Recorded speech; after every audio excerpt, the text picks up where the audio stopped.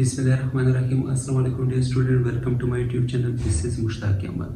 Dear student, today we will discuss about osmoregulation, its importance, different types of osmoregulation and different types of cellular environment in osmoregulation. Now dear student, what is osmoregulation? Osmoregulation क्या है? Balancing of water and electrolytes. Dear student, जो water and electrolytes के balancing का जो process है उसको हम क्या कहते हैं? ऑस्मोरेगुलेशन कहते हैं। इलेक्ट्रोलाइट्स किसको कहते हैं? जो डिफरेंट किस्म के आयंस होते हैं। नो डियर स्टूडेंट, ऑस्मोरेगुलेशन को हम डिफाइन किस तरह करेंगे?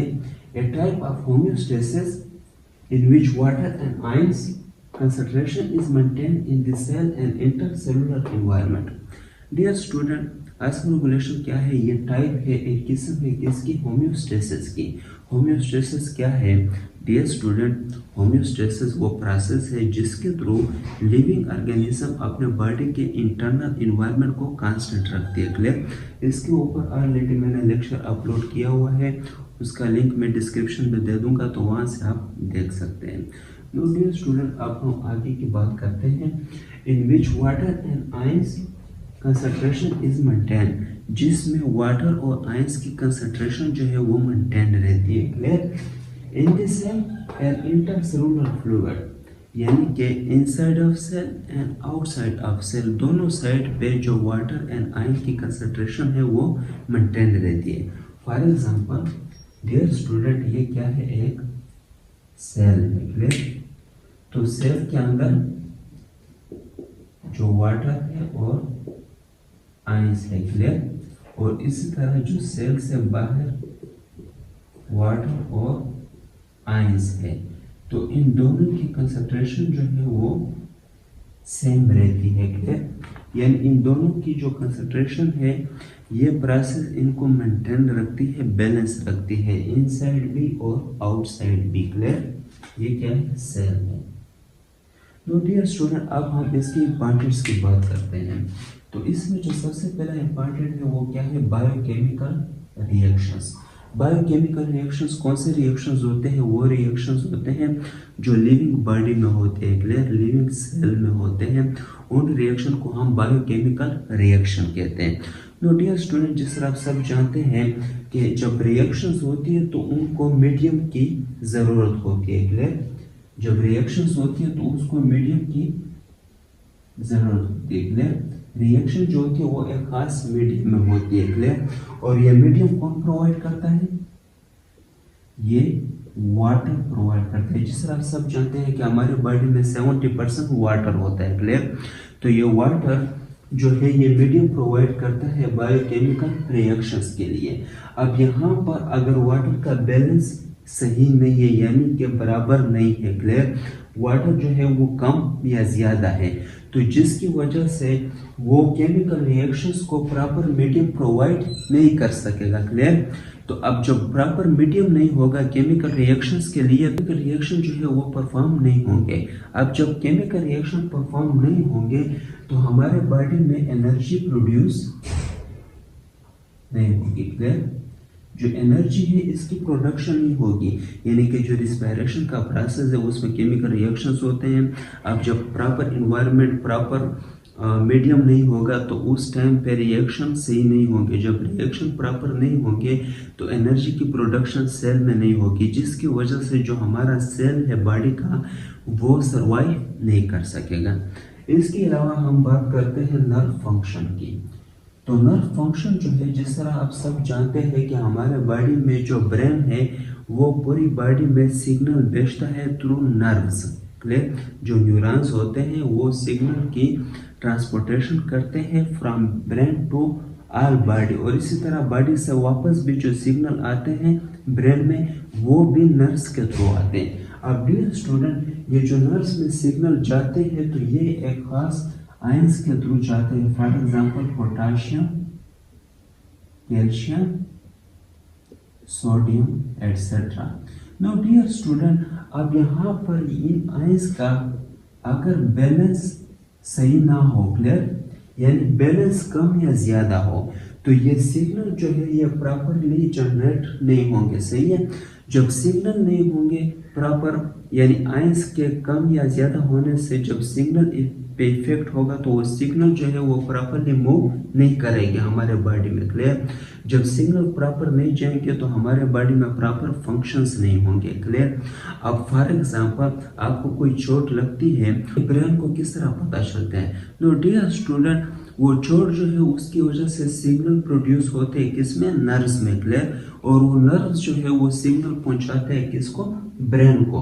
अब ये जो नर्व्स में सिग्नल जाते हैं ये खास आयंस के थ्रू जाते हैं, पोटेशियम, कैल्शियम एंड सोडियम। अब अगर इन आयंस की कंसंट्रेशन डिस्टर्ब हो, बैलेंस ना हो तो प्रॉपर सिग्नल जनरेट नहीं होगी, जिसकी वजह से बॉडी जो है वो प्रॉपरली परफॉर्म नहीं करेगी। नो डियर स्टूडेंट, इसके अलावा अगर पीएच बैलेंस की बात करें तो पीएच बैलेंस में क्या है? Power of hydrogen ion concentration. अब यहाँ पर भी आयंस की बात हो गई, तो आयन का बैलेंस होना बहुत ज़्यादा ज़रूरी है। अगर आयंस एंड वाटर ये दोनों बहुत ज़्यादा ज़रूरी है, अगर इनमें बैलेंस नहीं होगा तो हमारे बॉडी में प्रॉपर फंक्शंस नहीं होंगे, जिसकी वजह से हमारे बॉडी के जो सेल है वो सर्वाइव नहीं कर सकेंगे, क्लियर। नो डियर स्टूडेंट, इसके अलावा और भी बहुत सारे फंक्शन है, यानी ऐसे समझो कि हमारे बॉडी में जितने भी फंक्शंस होते हैं उन सब के लिए ज़रूरी है वाटर और आयंस का बैलेंस होना। अगर ये डिस्टर्ब हो गए तो फिर हमारे बॉडी में कोई भी फंक्शन, जितने भी फंक्शन आप देख ले वो परफॉर्म नहीं होंगे, क्लियर। नो डियर स्टूडेंट, अब हम बात करते हैं टाइप्स ऑफ ऑस्मोरेगुलेशन, यानी ऑस्मोरेगुलेशन के टाइप्स कितने अकसाम है। डियर स्टूडेंट, ऑस्मोरेगुलेशन को हम मेनली दो टाइप्स में डिवाइड करते हैं। First one is osmoregulator and second one is osmoconformer. No dear student, सबसे पहले हम ऑस्मोरेगुलेटर को डिस्कस करते हैं। ऑस्मोरेगुलेटर क्या है? Solute concentration is different from that of the external environment. Dear student, osmoregulator में जो सॉल्यूट की कंसंट्रेशन है वो डिफरेंट होती है एक्सटर्नल एनवायरनमेंट से। फॉर एग्जांपल ये क्या है? इंटरनल एनवायरनमेंट है और ये एक्सटर्नल एनवायरनमेंट है। नो डियर स्टूडेंट, अब इंटरनल एनवायरनमेंट में और एक्सटर्नल एनवायरनमेंट में जो सॉल्यूट की कंसंट्रेशन होती है वो डिफरेंट होती है, सेम नहीं होती, क्लियर। यानी कि कहीं पे आपको सॉल्यूट अंदर ज्यादा मिलेगा और कहीं पे आपको सॉल्यूट बाहर ज्यादा मिलेगा। नो डियर स्टूडेंट, ऐसे जानवर जिसमें सॉल्यूट की कंसंट्रेशन अंदर और बाहर बराबर नहीं रहती उसको हम क्या कहते हैं? ऑस्मोरेगुलेटर कहते हैं। अब सेकंड पॉइंट को हम डिस्कस करते हैं। They must use of energy to keep the balance. No dear student, जिस तरह अभी हमने जिक्र किया कि सॉल्यूट की कंसंट्रेशन अंदर और बाहर इक्वल नहीं रहती, तो इसको इक्वल करने के लिए ये लिविंग ऑर्गेनिज्म क्या करते हैं? एनर्जी का यूज करते हैं। किस चीज का? ये एनर्जी का यूज करते हैं सॉल्यूट की कंसंट्रेशन को बैलेंस करने के लिए, क्लियर। इसके एग्जांपल क्या है? Marine bony fishes, birds, mammal etcetera. अब हम बात करते हैं ऑस्मोकन्फर्मर की। ऑस्मोकन्फर्मर क्या है? Solute concentration equal to that of external environment. No dear student, इसमें जो सॉल्यूट की कंसंट्रेशन होती है वो इक्वल रहती है, inside B and outside B. तो दोनों में जो है ये सॉल्यूट की कंसंट्रेशन क्या होती है? इक्वल रहती है, क्लियर। ऑस्मोरेगुलेटर में सॉल्यूट की कंसंट्रेशन डिफरेंट थी अंदर और बाहर, यानी इसमें बैलेंसिंग नहीं था और ये एनर्जी यूज करते थे इसको बैलेंस करने के लिए।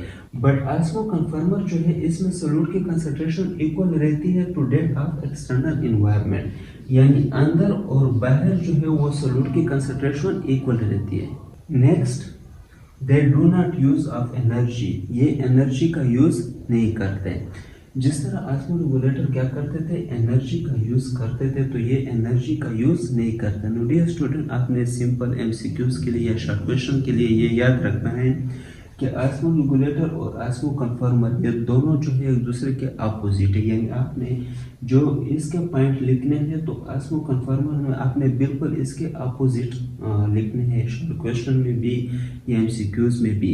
नो डियर स्टूडेंट, इसका एग्जांपल क्या है? कार्टिलेजिनियस शार्क्स जो होते हैं, क्लियर। इसके अलावा रे हैग फिशेस, तो ये क्या है? इसके एग्जांपल है, क्लियर। डियर स्टूडेंट, अब हम बात करते हैं types of cellular environment. Cellular environment के कितने टाइप्स हैं? नो डियर स्टूडेंट, इसको हम 3 टाइप्स में डिवाइड करते हैं, हाइपोटोनिक, हाइपरटोनिक एंड आइसोटोनिक। सबसे पहले हम बात करते हैं हाइपोटोनिक की। हाइपोटोनिक क्या है? Higher solute concentration inside. Dear student, inside जो है वो सॉल्यूट की कंसंट्रेशन क्या होती है? हायर होती है, क्लियर। तो ये आपने याद रखना है स्पेशली एमसीक्यूज के लिए कि हाइपोटोनिक में इनसाइड जो है वो सॉल्यूट की कंसंट्रेशन ज्यादा रहती है। अब जब सॉल्यूट की कंसंट्रेशन इनसाइड अ सेल ज्यादा रहती है तो बाहर जो है वो सॉल्यूट की कंसंट्रेशन कम होगी और सॉल्वेंट यानी वाटर की कंसंट्रेशन जो है वो बाहर ज्यादा होगी, क्लियर। जो सॉल्वेंट है उसकी कंसंट्रेशन बाहर ज्यादा होगी और सॉल्यूट की कंसंट्रेशन जो है वो अंदर ज्यादा होगी। और जहां पर सॉल्यूट की कंसंट्रेशन ज्यादा रहती है तो सॉल्वेंट जो है वो उस साइड पे मूव करते हैं, क्लियर। इस प्रोसेस को हम क्या कहते हैं? ऑस्मोसिस। तो यहाँ पर फॉर एग्जांपल वाटर है तो वाटर जो है वो मूव करेगा अंदर की तरफ, क्लियर, क्योंकि अंदर सॉल्यूट की कंसंट्रेशन ज्यादा है, जिसकी वजह से जो सेल है वो स्वेल अप हो जाएगा और इसमें क्या होता है? सेल की बर्स्टिंग होती है, क्लियर। सेल क्या हो जाता है? बर्स्ट अप हो जाता है, क्लियर, फट जाता है। क्यों? क्योंकि सॉल्यूट की कंसंट्रेशन अंदर ज्यादा है तो यहाँ पर क्या होगा? सेल स्वेल अप होगा और बर्स्ट हो जाएगा, क्लियर। नो डियर स्टूडेंट, अब हम बात करते हैं हाइपरटोनिक की। हाइपरटोनिक क्या है? ये बिल्कुल अपोजिट है हाइपोटोनिक की, क्लियर। इसमें लोअर सॉल्यूट कंसंट्रेशन इनसाइड। इसमें जो सॉल्यूट की कंसंट्रेशन होती है इनसाइड वो क्या होती है? लोअर होती है, लोअर सॉल्यूट कंसंट्रेशन। तो यहाँ पर जो सॉल्यूट की कंसंट्रेशन है वो क्या है? लोअर है। अब जब यहाँ पर सॉल्यूट की कंसंट्रेशन लोअर है तो इसका क्या मतलब है कि बाहर जो है वो सॉल्यूट की कंसंट्रेशन क्या है? हायर है, क्लियर। अब बाहर जो है वो सॉल्यूट की कंसंट्रेशन हायर है तो यहाँ पर जो अंदर वाटर होगा या सॉल्वेंट होगा वो बाहर की तरफ आना शुरू कर देगा। क्यों? क्योंकि बाहर जो है वो सॉल्यूट की कंसंट्रेशन ज्यादा है, क्लियर। नो डियर स्टूडेंट, इसमें क्या होगा? जो सेल होगा वो श्रिंक कर जाएगा, क्लियर, यानी कि सेल जो है वो सुकड़ जाएगा, क्लियर। तो आपने सिंपल याद रखना है कि हाइपोटोनिक में जो सॉल्यूट की कंसंट्रेशन अंदर है वो ज्यादा रहती है, जिसकी वजह से जो बाहर सॉल्यूट है वो अंदर की तरफ आना शुरू कर देते हैं, जिसकी वजह से सेल की स्वेल अप हो जाती है और वो बस्ट अप होने के करीब होता है या बस अक्सर जो है वो बस्ट हो जाता है, क्लियर। इसी तरह जो हाइपरटोनिक है इसमें लोअर सॉल्यूट कंसंट्रेशन होती है इनसाइड, यानी ये बिल्कुल अपोजिट है हाइपोटोनिक के। इसमें जो है सॉल्यूट की कंसंट्रेशन अंदर जो है वो कम होती है, बाहर ज्यादा होती है, तो अंदर से जो सॉल्वेंट है वो बाहर की तरफ आते हैं through the process of osmosis, clear. अब हम बात करते हैं आइसोटोनिक की। आइसोटोनिक क्या है? Solute concentration remaining same inside and outside. Dear student, इसमें जो सॉल्यूट की कंसंट्रेशन है वो इनसाइड,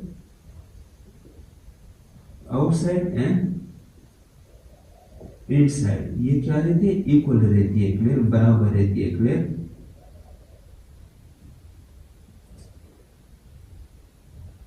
नो डियर स्टूडेंट, अब यहाँ पर सॉल्यूट की कंसंट्रेशन बराबर रहती है तो यहाँ पर जो सॉल्वेंट है ना वो बाहर की तरफ मूव करते हैं ना वो अंदर की तरफ जाते हैं, क्लियर।